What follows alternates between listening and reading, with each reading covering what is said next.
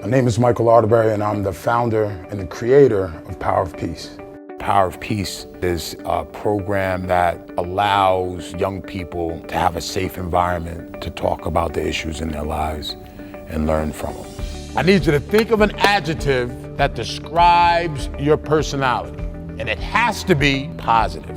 We do activities that are not intimidating, and it gives the young people a safe place to explore some of the things that may be going on in their lives, and also to build community with the other young people that are going through the program with them. I have a peaceful demeanor. Inside, I'm not as peaceful as I look. Oh, you're not? No, I have my family to worry about, especially my mom. I'm her rock. Yeah, that's okay though, because you're a good rock.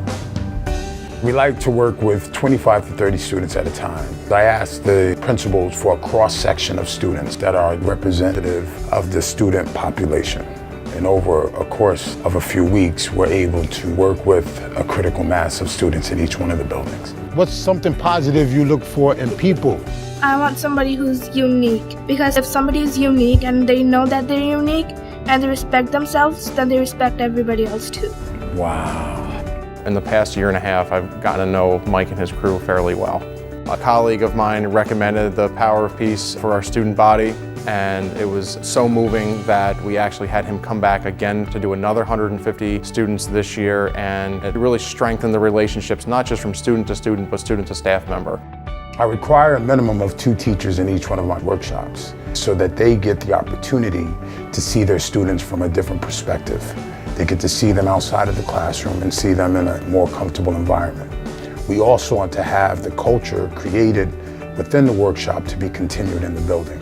I have shown this program to many of my colleagues in the area, and usually the first question they ask is, what's the sustainability like? Does Mike come and go and you'll never see him again? That has not been the case. He has made some bonds with students that when he comes back every session, he still goes back, asks about certain students, and he actually was our commencement speaker at last year's graduation ceremony. So to me, that really sets him apart, that I feel like he's invested as much in this district as I am and as our staff is.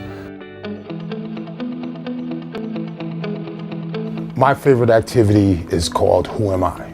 We give the young people 10 sheets of paper, and they have to write down 10 qualities that express who they are. And they have to get rid of the 10 slips of paper. Crumble up the slip of paper. As you drop this piece of paper, honor this quality as it passes from your life. Once they get rid of all 10 slips of paper, they then pick up the ones that they want back, and they keep the ones that they do not want on the floor. It gives the young person an opportunity to get a really close look at who they are, what they represent, and how they want to be represented once they leave the program. Who is willing to share how it felt to go through this process?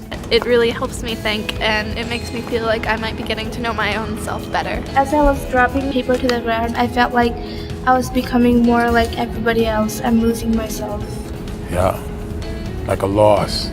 I think that teenagers lose themselves in the process of trying to find themselves. What we want to do is we want to allow the young people to become the driver of their car rather than the passenger.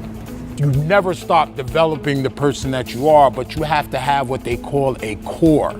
Your core has to be your stability and your base.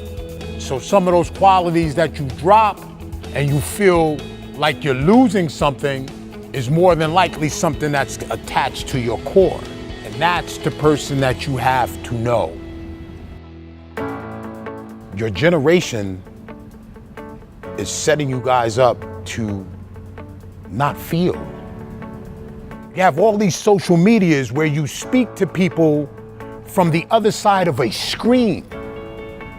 So it depersonalizes interactions as people. But don't buy into that. When you walked into this room, everybody was just a face. You go through this activity, and now each one of those faces become a person. For me, in one sentence, what this program does is this enables our students to understand that they are more alike than they are different, and it allows our staff to see that as well. It's given them kind of a sense of place in the school, and it's given them some ownership of their education, and because of that, they're invested more, and because of that, they are staying in school and they are graduating. Peace ambassadors. That's what I like to call the young people that go through Power of Peace. But beyond trying to make the person sitting next to you better, I want you to make you better. And see, once you get better, then everything else starts to kind of fall into place because people feed off of energy.